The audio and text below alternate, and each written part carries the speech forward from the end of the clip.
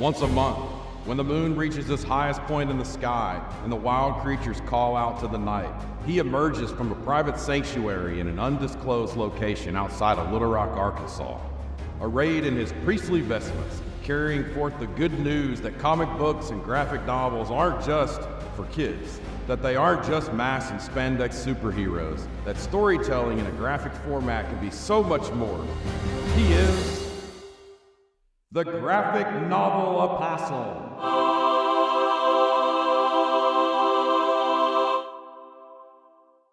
Hello, and welcome back to the Graphic Novel Apostle podcast. I'm your host, Mark Orenberger, and we have something a little bit different for you guys this week that I am so excited to get a chance to do. So let me reference you all back to episode 3 of the podcast, where Jared Lillard and I visited about That Texas Blood, Volume 1. You might recall we spent quite a bit of time early in the episode talking about the work that author Chris Condon and artist Jacob Phillips have done together, and I am so thrilled to welcome Chris Condon on to talk a little bit about that book today. Chris, thank you so much for being here. Thank you very much for having me, Mark. It's great to be. And as we get going, and I really do want to dig in heavy into That Texas Blood, but there was a big announcement that came out this week, and I feel like I almost have to start off the bat with that. Chris, in the next couple of months, you are going to become the new writer of the Green Arrow book for DC Comics. Yeah, that's true. It is true. Yeah, no, it's quite an honor to take over from Joshua Williamson, who's a writer that I respect greatly, but also just, the character himself. I'm a big Green Arrow fan. I remember reading Green Lantern, Green Arrow, the Denny O'Neil, Neil Adams stuff in my youth. I've always loved the Mike Barr, Trevor Von Eaton miniseries from the 80s, and then obviously Mike Rell stuff, which is, those three are really where I'm kind of going back to and focusing and sort of putting the character back on the street level is the idea. That's great. And that Mike Grell run particularly is one that I think is really fantastic. And so I'm excited to see Green Arrow in that setting, and I'm really excited to see what you do with him. Thank you. Yeah, no, it's exciting. It's really exciting, and it's really cool to see so many people be intrigued by, my involvement, and, because you never know how people are going to react, but it's been a really positive response. Well, looking back at what you have done so far in your comic book career, it seems like you and Jacob Phillips just sort of burst out of the ether with That Texas Blood Volume 1 as a big book that people really gravitated to. Yeah. Well, we were both doing our own things for a while, and we had been honing our craft in a way before we were ever really working together. And then, we both kind of found each other. I've told the story a bunch, but I'll happily retell it here. I was trying to make a film, and that's how I found Jake.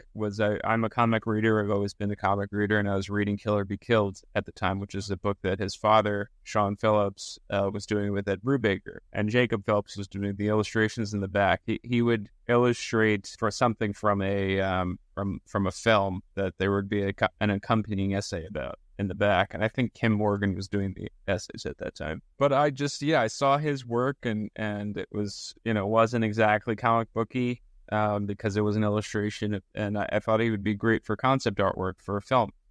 So I reached out to him just on this DeviantArt page. We didn't know each other. I had previously done work with Duncan Figueredo, so that was kind of an in, was that Duncan could vouch for me and say that I'm not insane, and that I pay. Sure. I don't pay much, but I pay. And he read the script, and he wanted to do it, and the film didn't end up happening, and I was already thinking about doing comics myself. I'd always drawn comics on my own. I drew in elementary school. I drew a strip that was in the school paper called Chicken USA. I used to draw superhero comics. When I was a kid, the Ultimate books were coming out, Ultimate Spider-Man, Ultimate X-Men. So me and my friend would draw our own versions of that. And so we had our own characters that were essentially rip-offs of like our favorites. It was like Gambit and Spider-Man and all that kind of stuff. So it's always been there in my mind. And then I was already thinking about doing a book myself. I was actually thinking about doing a story, writing and drawing it myself, and then we had already been working together, Jake and I. So I just thought, well, why don't we just do this as a comic? And we did a pitch, which was essentially the last 10 pages of the first issue of that Texas Blood. So just the climactic ending from the dream sequence on. In kind of crafting a series and thinking about what the series would be, that was really where I realized, oh man, this can kind of be fun. What would a series be? Is this a series? And then I had already been thinking of a lot of other stories that take place in Texas. I had probably 4 or 5 stories that I had that were not connected, but had similar elements. And so the idea of just taking all the stories and putting them all in one place, having them all take place in the same county, is really where the series kind of came from. So, that's really the origin story.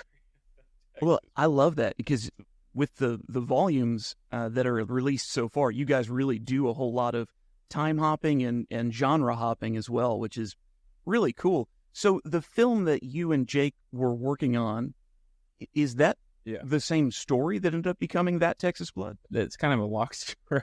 So the original idea of making the film was going to be the first volume of That Texas Blood. So it was Randy and Travis and all that.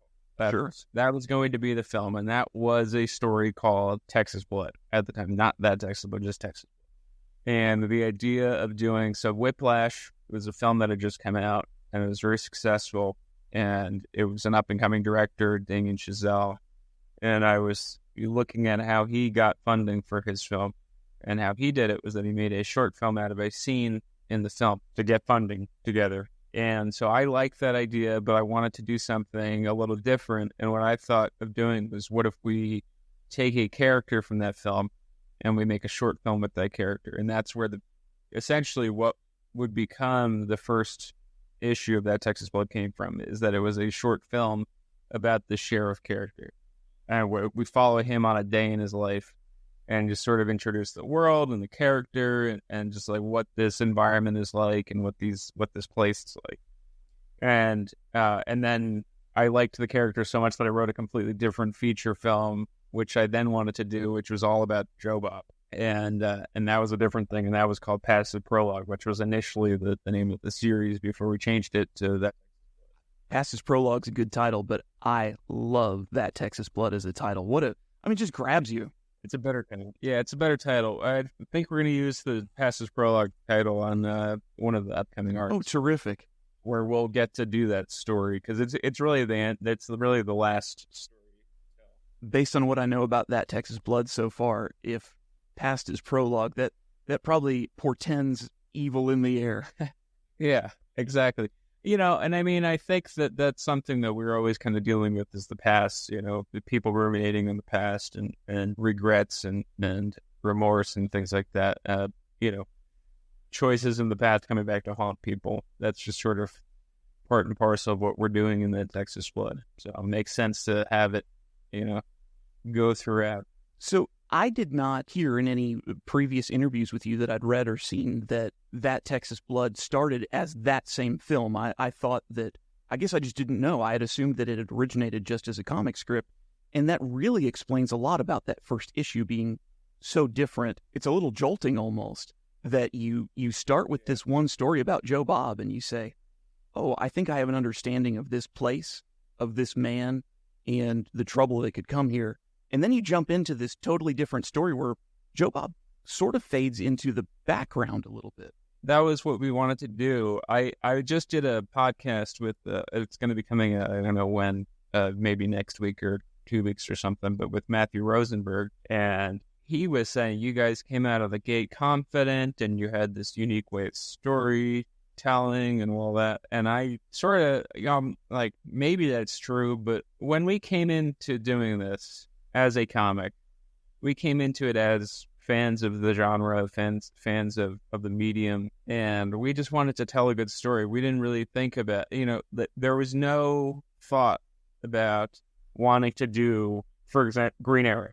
Like, there was no, I never wanted to climb the mountain to Batman or Superman or anything. There was no, I didn't think about, let's create a career in comics. The idea was to tell a story and try to tell an interesting story and to try to do it well. That was really it. To do it in a way that we did it, where we had a one-shot to start, and that just really introduced things, and then we went from there into a story arc. I remember reading the reactions at the time, and people were, "Where is this going?" and didn't really, what's happening, and I also think I remember we had that variant cover that Sean did, where it was like a zombie from the sequence, and people were. There were some people that stopped reading the book because they thought it was going to be a zombie book.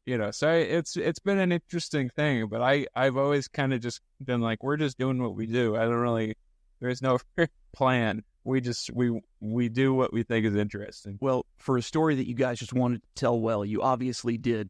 Aside from my own personal praise, I'll add to it. And look, I don't pretend to be some kind of journalist here. I'm a fan of the work, and I wouldn't have picked this book to do as the very third episode of my podcast if it wasn't one that I didn't already just genuinely love. But I'm so glad to see that it has launched a full-on, full-time, it seems, career for you. Yeah, no, it's become an actual career. I for a while I had a second job, but now I'm doing this solo, and it's great. I mean, the work keeps coming in, which means that people like what I'm doing. And I'm getting to stretch my creative muscles in a way where I'm getting to do a lot of different characters and in a lot of different universes, and that's fun. I get to do horror stuff and in the EC work that I'm doing, and I'm even doing sci-fi and other genres as well, including Creep Show. I'm doing Creep Show in, I think, November is the issue that I'm doing with Mark Marazzo, who does Ice Cream Man, and got to do a Turtles story, which is out in, I think, October. Oh, wow. So, I'm getting to do a lot of different things. And now, that, and I did a Judge Dredd story, and the Judge Dredd story and the Turtle story are both more comedic in tone. So I'm getting to show different parts of me, which is great. And I do think that there's definitely elements in that Texas Blood that are comedic. It's humorous, so it's fun to get to stretch my creative muscles and get to do different things and kind of show that I'm not just one. To center your introductory episode on the idea of having to retrieve a casserole dish and then take it in a way different direction than anybody would guess from that certainly does suggest that you did want to add a little bit of levity into the very beginnings of things. Yeah, well, I think the last 2 pages or so are funny, where he goes, "Well, I found the casserole." I think that's I thought it was, it's a funny button at the end of the thing, to have this very serious event lead to, and what kind of, what does that say about this character? That's right. And, one of the things that I've thought so much about when I think about Joe Bob is comparing him to Tommy Lee Jones's character from No Country for Old Men. One of the comments that I made to my friend Jared on the episode that we did on that Texas Blood was that ultimately, though, while these are both men who have had these long careers in law enforcement, and at the very end of them are being presented with these terrible, tragic things, they seem to have different outlooks, whereas Tommy Lee Jones's character is gobsmacked by how the world has passed him by and doesn't hardly know what to make of it.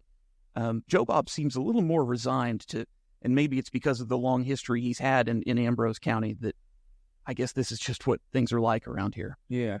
And I mean, and that's part of what we wanted to explore in going back in time and seeing his youth, in Eversole 1981. We get to see him as a deputy and dealing with a rather hard-hitting situation. And then also in Volume 3, get to see him as, the early stages of his work as sheriff, which was a role that he didn't necessarily want. And it was sort of just, he was grandfathered in, and he's, faced with another hard-hitting situation while he's running for sheriff and feeling like, I don't even really want this, and realizing that maybe he's the only one for the job. And that was something that we wanted to explore, because I think that he's a really interesting character. I love that idea of this inevitability of it, where he's the only one who can do it and do it well. Well, a lot like Randy Terrell in Volume 1, who cannot for the life of him escape Ambrose County. I suppose in a very different way, Joe Bob cannot escape Ambrose County. I mean, it's all very fated, I guess. Yeah, it's sort of fatalistic. I don't think that that was part of my thinking going into it. I'm not sure how much I did think of it, though. But it's definitely part of it. I think that sort of goes into that previous title that I mentioned, Past's Prologue. That's sort of a fatalistic title as well, because it implies that the past is, affecting your future and all that. And so, yeah, I think that's a big part of it. And I think that most characters in that Texas Blood have a certain sort of fatalistic outlook, or, whether they're thinking about it or whether it's just sort of external. I'm not sure, but I want to talk to you a little bit about genre. You mentioned at the very beginning of this that you didn't really care what kind of story it was. You had a story that you wanted to tell. But there's no mistaking the idea that you guys have jumped around through all types of genre. So once you got into writing these specific arcs, whether it was the very noirish A Brother's Conscience story, or the cult story, or the serial killer story that you guys told in Volume 3, to what extent, when you got to the point of actually scripting it, were you thinking of genre and deciding either what types of genre tropes you wanted to incorporate or wanted to stay away from so it didn't feel too much like it was derived? I mean, how did you approach genre, I guess? Well, when we sat down to kind of think of what our series would be, I sat down and I wrote a list of ideas of what I thought would be interesting story arcs, or and I always kind of thought of it as almost an anthology where we would jump around in time and see different things, and we get to explore different genres and all that. I had this idea that I wanted to do I love the 1970s TV series Kolchak, The Night Stalker, so I wanted to do a Kolchak story, and that's where Ebersol 1981 came in. And so it really started with like a nugget of an idea like that, and then figuring out, okay, what does that mean for our characters in our world? Like, how does it fit in? And then figure out a story from there. So I start with that prompt and then figure it out. And then same thing with the serial killer story. I thought it'd be interesting to have a serial killer come in during a blizzard. There was, that's a thing that I don't think too many people realize about Texas. I guess more so now, when people are aware that in Texas there's all kinds of weather. I think that people previous to recent events probably thought that it was just very hot desert in Texas, and it's there's a full range of weather, and so I wanted to tell the story of sort of a locked door, put our characters in a room, and there's a bad guy out there, and see what happens.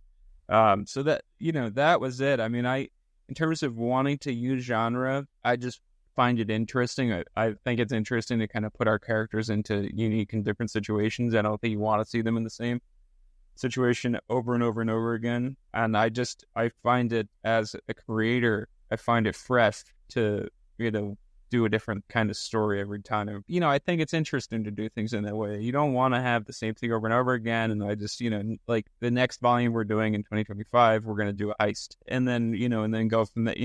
There's going to be more and more, different kinds of genres, and play with different kind of tropes, and again, put our characters in these unique situations and see how they deal with. Well, you're talking to a man who loves a heist story, so I'm very excited for that. And maybe 4 or 5 months ago, it hit me that Texas Blood had been on hiatus for a longer time than maybe I was comfortable with. And so I went out looking for interviews with you or Jacob to see, like, surely there's more. There's got to be more. And I've heard you say on a recent interview that there are at least 2 more arcs planned for that Texas Blood. Is that right? Yeah, I think 3 plus another spinoff. We want to do an Ebersol spinoff. Yeah, so, I mean, we're thinking about it. We're also doing another thing right now that I can't talk about really, but that's what we're focusing on right now, and that's going to start coming in March of next year. And then once we're finished with that, which we're working on it now, so that will be done by the beginning of next year, I assume, and then we'll roll right into doing that Texas Blood Volume 4.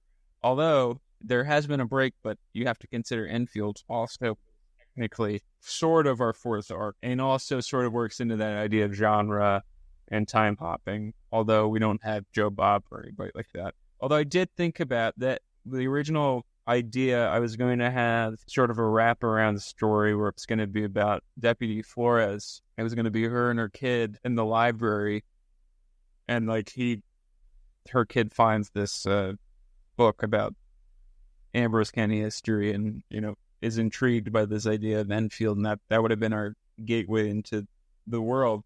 But we sort of thought, well, let's completely separate it from that Texas Blood. Let's not have it be, characters from that Texas Blood. We'll just do all new characters. And that way we kind of wanted to bring new people in if we could. How fun. And that was the idea. Yeah, I love that idea. And I suppose, too, that, with that being the established history, the Enfield Gang Massacre, the established history of Ambrose County, Texas, I mean, no reason there couldn't be reference back to it later on. Yeah. Well, I mean, and there is reference in the second volume of that Texas Blood to the Enfield Gang Massacre. There was, in the back matter of issue 7, we mentioned the Enfield Gang Massacre, and this thing happened. Because there's an article in the Texas Record, which is also the fake publication that we use in Enfield. But in issue 7, essentially this article about the bad history of Ambrose County. And it's sort of laying the groundwork for things that are going to happen later on in the series as well. So it's kind of an important document, that I love doing this stuff. And that's something that we do in the back matter of everything that we do, is that you create a history, a layered, textured history. You can explore that history down the road. And, lucky for me, Jake reads this stuff and he goes, maybe we could do that. And I'm like, let's do it. So it helped me out too, because if I'm sort of flailing and going, I don't know what the next story is going to be, although I've got them all typed out now. But if I didn't know what I wanted to do, or if I was sort of like, oh, well, I think we're going to do this next one, I'm not sure. Luckily he can pick at stuff too and go, can we do that, or can we do that? And so that's kind of the fun thing about it, is that we have so much to choose from. There's so much history that we've created. So as I sit here, I'm looking at it's like the second or third page of the very first issue of that Texas Blood. And we're seeing different scenes around Joe Bob's house. It's our first chance to really get a sense of who Joe Bob is. And we see these old pictures on the wall and newspaper clippings. And one of them that we see is a picture of a young Joe Bob from the 80s standing next to Harlan Ebersol. Although he looks a little... He does, yeah, he does. His maybe his nose a little bigger, his mustache is a little more pronounced, but all the same, I suppose people change over time. At the time that you were writing, say, that panel that has a picture of that newspaper clipping, in issue 1, were you already thinking like, hey, maybe second arc of this book, should we be fortunate enough to go that far? I'm going to tell my Ebersol story? Yeah, that was actually, it was in the pitch as well. To Image, was the next arc would be called Ebersol 1981, and we would go back in time and see this thing that happened in the 80s. And yeah, so that was a very conscious choice of exploring the past and sort of introducing the past, but like not explicitly saying this blah blah blah blah blah, but we sort of like pepper in things, details. Yeah, one of the motifs that I worked into the story that I wanted to explore was this idea that Joe Bob has this obsession with planes. He likes to build model planes, and the idea was that he's stuck in this place for his entire life, and it sort of feels sort of grounded, and he can't escape, and he wants to fly away. And that was like kind of the idea, is that he exercises that by building these model airplanes, sort of living vicariously through this work, this hobby of his. So that's like stuff that we layer in there, that it's, I don't explicitly say it, because I think that would be almost cheap to go, to explain it that way. But that's, it's something that's there if you want to explore that, if you want to dive into that, and same thing with like the pictures that are on the wall and the newspaper clippings and all that. We introduced Sam, his predecessor, in a photo, and then in volume 2, we do the same thing where he's going through an old file and we introduce the past through a file. So it's, the pictures are, connections to the past, obviously. So that's part of what we do. So yeah, but that was in volume 1. That was the idea, was to introduce this character, his life, his world, through these various bits and pieces that we get to see in the opening. And to think a little bit about the airplane idea, we've got Randy Terrell, who in fact got on an airplane, went all the way someplace else, started a new life, And the gravity of Ambrose County drug him right back into a fate where we know at the end of Volume 1, he's going to be spending the rest of his life in the results of his time in Ambrose County. Yeah, I was kind of living that in a way at a certain point, because I was living in Los Angeles at the time when I was kind of coming up with the concept of whatever the film was going to be, that Texas Bowl. But I kept getting drawn back to my hometown, my home of New Jersey, and I wound up living, that's where I live now, it's in New Jersey. And so I sort of felt like it was sort of inescapable. I have friends that are, never left, and at that point at least.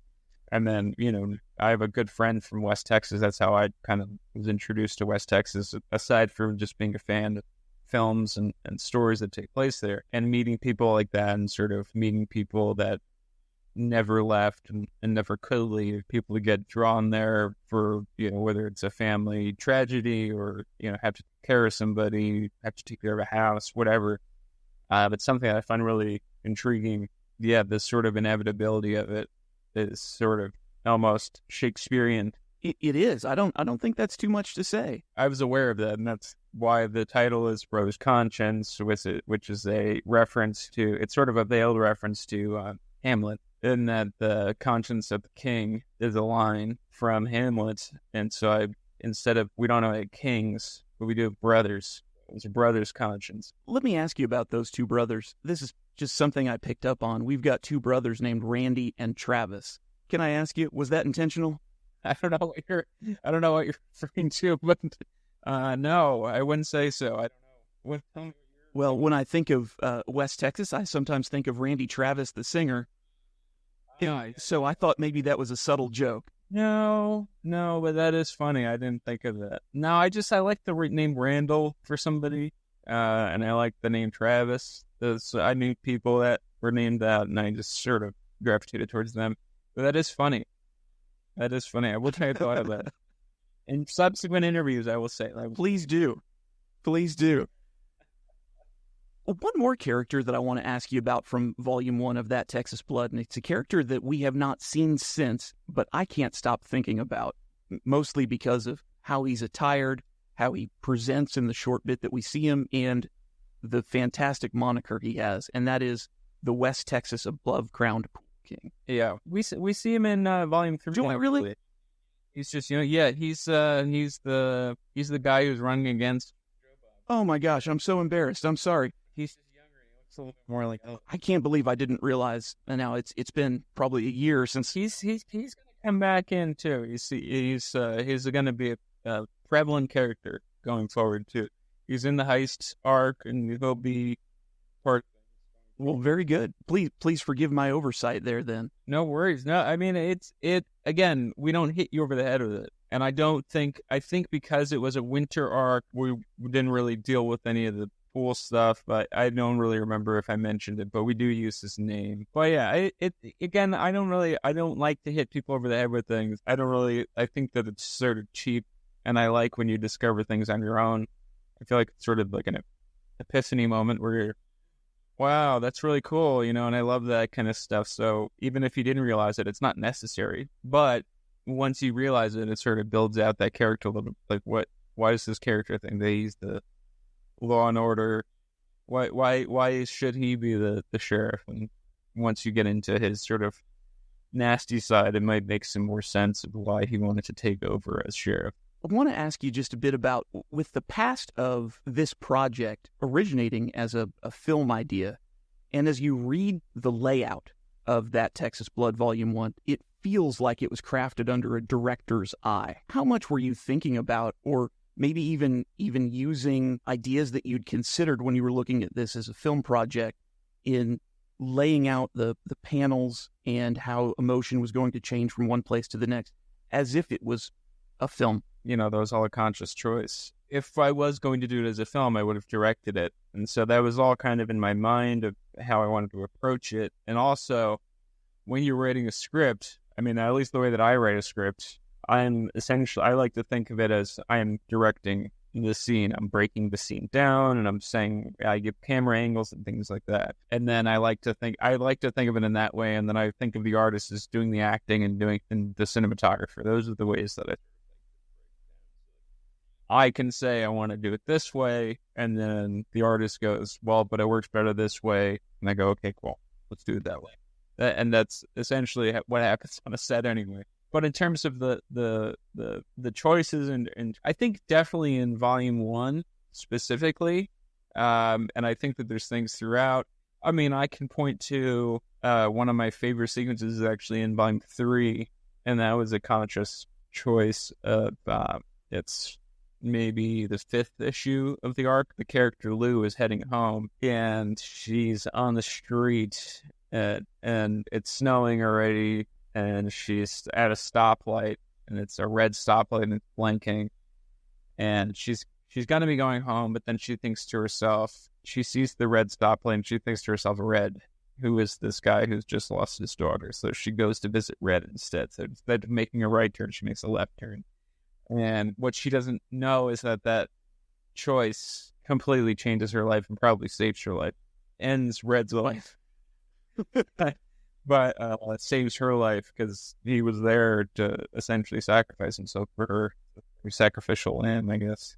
So the point is that the way that we broke the scene down, it's a silent scene, and the way that the panels work is sort of, I wanted you to be in the eyes of Lou, and kind of, you're looking at this light, you're looking at the turn signals, and then the light again closer, and then she flicks the signal the other way, and it's just like the way that we build it is that to sort of tell this story, to tell this almost I don't know, it is sort of like almost like a I don't know, I don't know how to describe it, but it's definitely it's a conscious choice, and we do it throughout Volume 1, in Volume 2 and Volume 3. It's something we're very conscious, and including in when you're scripting and you're directing things like camera angles, basically, for a page is going to be shot. Jacob is such an accomplished color artist, and the colors in that Texas Blood also do some of the storytelling completely on their own. Are you including that in the script, or is that his just sort of organic contribution? That's mostly Jake. I don't really mention, I'll mention colors of things, but I won't say like, oh, this has like this motif or this, whatever. If it's something like the opening sequence of Enfield, I did have a note about this should have a different color scheme to differentiate it from the sequences back in the 1870s, but I don't think that I had anything. I maybe said it's sort of drained color, and then when we're in the past, it's full color. That's basically the extent of what I do in terms of color. I always like to leave a lot to the artist. I'm again fairly descriptive in both the actual descriptions and camera angles and things like that, but I always told Jake, and one of the Green Arrow scripts that I just turned in, I like to tell the artist, I'm pretty descriptive, but this is black and white. This is just the plan. You're going to bring it to life, so feel free to change what you need to. And, if I come up against an idea, like, I'll let you know, but I generally don't, especially with Jake. We just kind of see eye to eye on things. He likes what I do. I like what he does, and he likes what I bring to the table. It seems like you and Jacob Phillips have probably a very natural work together as artist and writer. Do you, and let me say this too, you guys have a shared Patreon account, have a long-running collaboration on the That Texas Blood series and Enfield Gang, and now another mystery project that I know you guys will be working on. How much have you thought to the idea that you want to really establish yourselves as a creative team? Well, I don't think there was much thought about it at the start. We just were working together. And we also, we weren't working with letterers or colorists or anybody, an editor. It was just us. And it is still just us. And so that's kind of the thing, was that because you're literally just doing everything, you are a partnership. And where the Patreon account came from, which I think helped to solidify our partnership, was because of the pandemic. And the reason why was because we were slated to come out with That Texas Blood #1 in May of 2020, and then the pandemic hit and distribution was halted, and we really didn't know when that issue would come out or if it would come out. And so we had some momentum building to issue 1 releasing, and then all of a sudden it wasn't coming out, and we didn't want that to dissolve. We didn't want to lose that momentum. So we thought, well, what if we create a Patreon account and we start doing mini comics, things like that? And that was really where it came in, was that. And then once distribution started again, we came out in June instead of May. We thought we weren't ever going to come out. Turns out we just got pushed a month. But that sort of, having that and the Patreon account, we were, well, let's, what can we do with the Patreon account? We were aware of people doing newsletters at the time. I don't think I was really subscribed to any, but it sort of blew up with Substack and all that. So that really kind of, we were sort of just doing that. It's just a thing that we run together. So it kind of helps, like I said, solidify our partnership in a way, and makes us, brings us a little closer together because we're working in unison on things. We check in with each other on certain posts.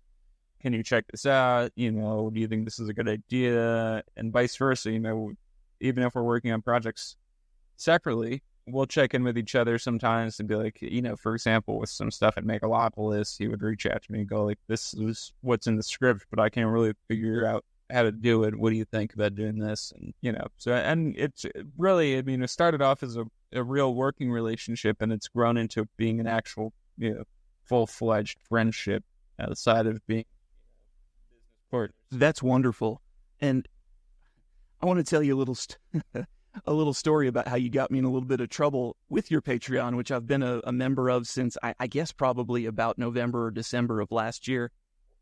Hey, I'm thrilled to be a part of it. I think I get a real benefit out of seeing the posts that both of you guys make, especially some of the those process type posts that you guys will put up. I'm just fascinated in how the comics get made and how they get created and how these partnerships work together. And so getting to see that has been, I think, well worth the small Patreon pledge every month. Yeah.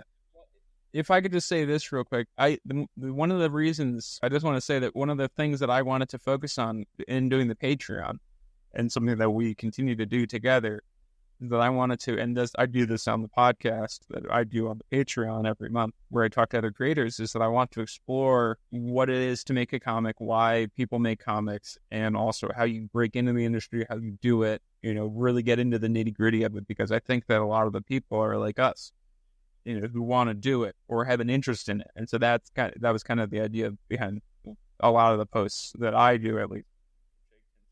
How did we? Well, yeah. Okay.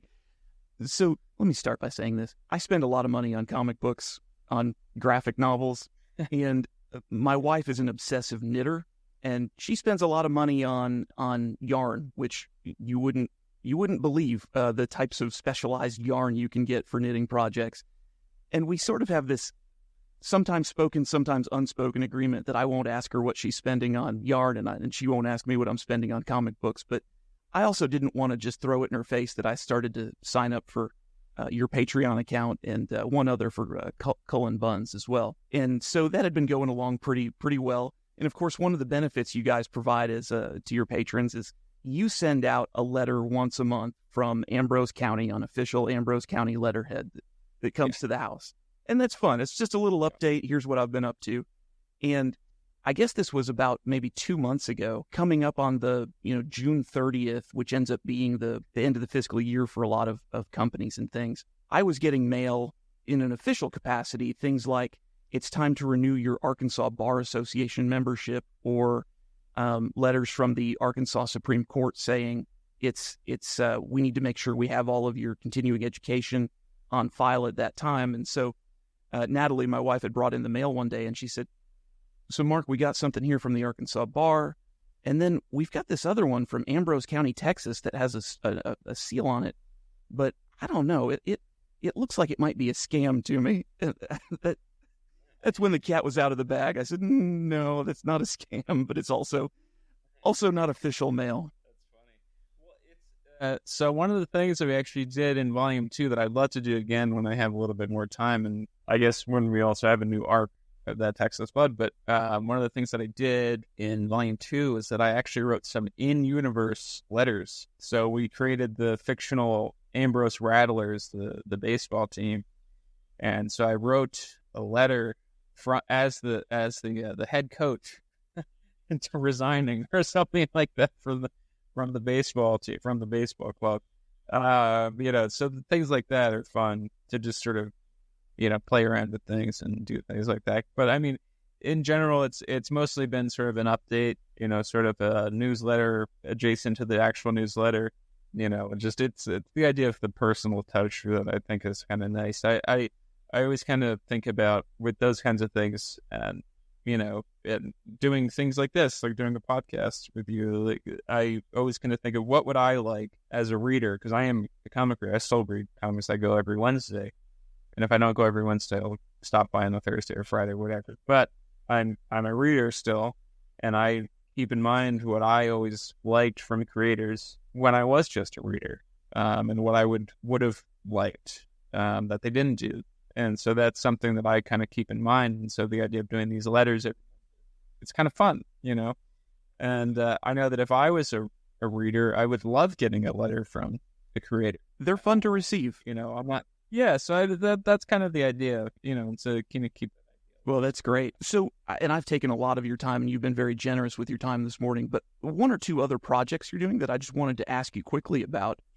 Oni Press is reviving the legendary EC comics, and I see that you've got stories in both of their initial releases, Epitaphs from the Abyss and Cruel Universe. So their horror book and their sci-fi book. Can you talk a little bit about just about getting involved with the relaunch of EC? Well, so Hunter Goranson, who's the publisher and president of Oni Press, when he took over, he reached out to me because he really wanted to do this adaptation of Barry Gifford's novel Night People.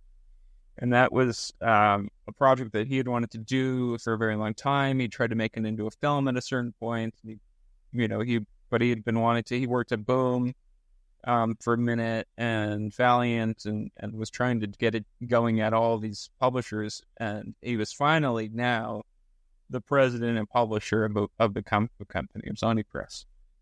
And so he wanted to do this, and one of the things, because he didn't have the rights yet, but he was, I want to get the rights to this. And the other thing that I want to get the rights for is EC Comics.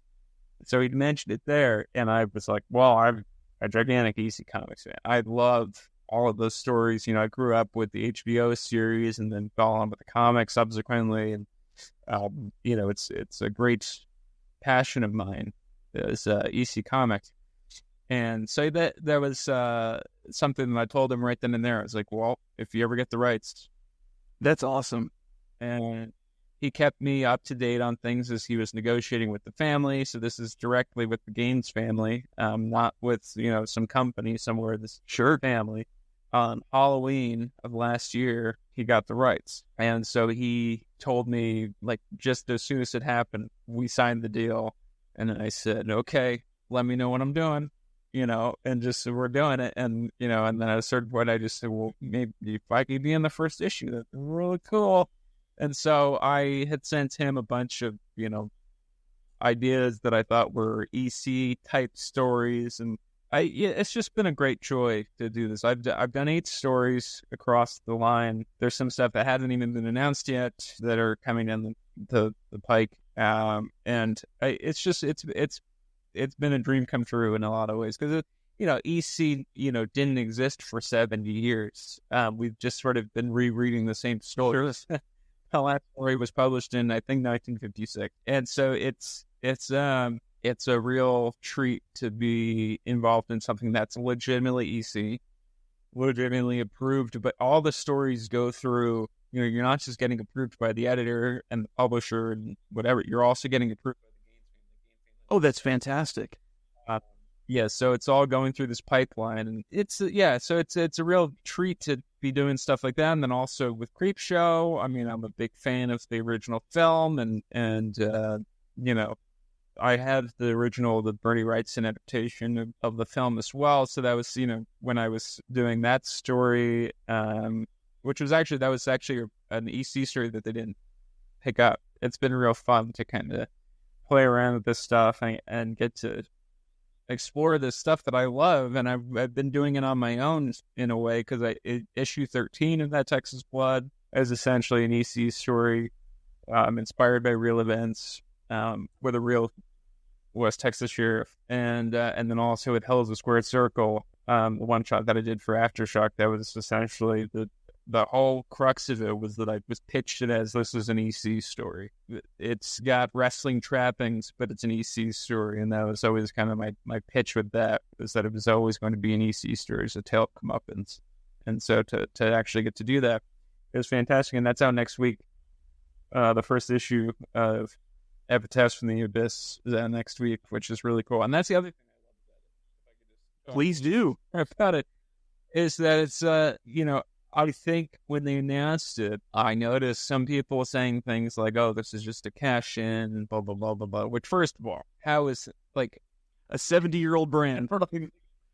I don't really think that that's like a cash-in any way you go about it. But I think that the way that Hunter and Sierra at Oni, Sierra Hahn, who's the editor-in-chief at Oni, approached this, it was really smart in that they didn't think, let's just do new Vault of Horror stories, let's do new Tales from the Crypt stories, let's do new, weird science, weird fantasy. They thought, let's create new titles, new Crypt Keeper type or Old Witch type characters to introduce the stories.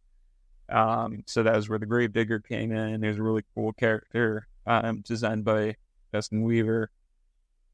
And it's just the idea of doing Epitaphs in the Abyss, to do Cruel Universe, and then whatever comes down the road as well. That stuff it's really cool, and I think that it shows that they're not just, this isn't a rehash. I've been calling it a resurrection. That's what I like to refer to it as, because to go into the full parlance of EC Comics, it's a right. Very fitting for EC Comics. And frankly, that title, Epitaphs from the Abyss, that's a title that grabs you too. That book and Cruel Universe are both on my pull list, and so I'll be looking forward to picking up both of those as soon as they come out. Yeah, and they're also really good. I've read both, and they're both really good. I'm really fortunate to have stories in there. It's just it's a real treat to be among so many other great creators. Brian Azzarello, and I got to work with Peter Krause and Jonathan Ace, and I got to work with Charlie Adler on a story, and Yeah. Well, that's a murderer's row of great creators that you're going to have there. I'm just going to ask you about where people can find you online, if you're good with that, because it looks like your Instagram is no longer. Yeah, I'm not on Instagram anymore. I am on Twitter, which is now the artist formerly known as Twitter. I'm there, and I'm on Patreon, obviously, and I'm on Blue Sky, even though I don't really go on Blue Sky. But Blue Sky and Twitter, my handle is at Christoph Condon, so it's Christopher without the ER Condon. And then on Patreon, it's patreon.com/Condon Phillips. And, as we've talked about, we post stuff frequently, and we send stuff out to people, letters and postcards and things like that as well. And we try to do exclusive stuff as often as we can, whether it's a reveal or, I don't know, it's fun to have people, have a community in which you can kind of talk about your stuff, what's going on with you and in your life, and you can kind of explore, interesting stories, and tell stories and all that, unique. Absolutely. Which I'm actually late on my letters because I won't hold it against you. Well, Chris, man, it's been a genuine honor to have you on the podcast. Thank you so much for doing it. And I want to wish you the very best of luck with these upcoming projects with EC and everything else that you guys have ahead. And boy, will I be looking forward to more of that Texas Blood. Thank you very much. I appreciate it.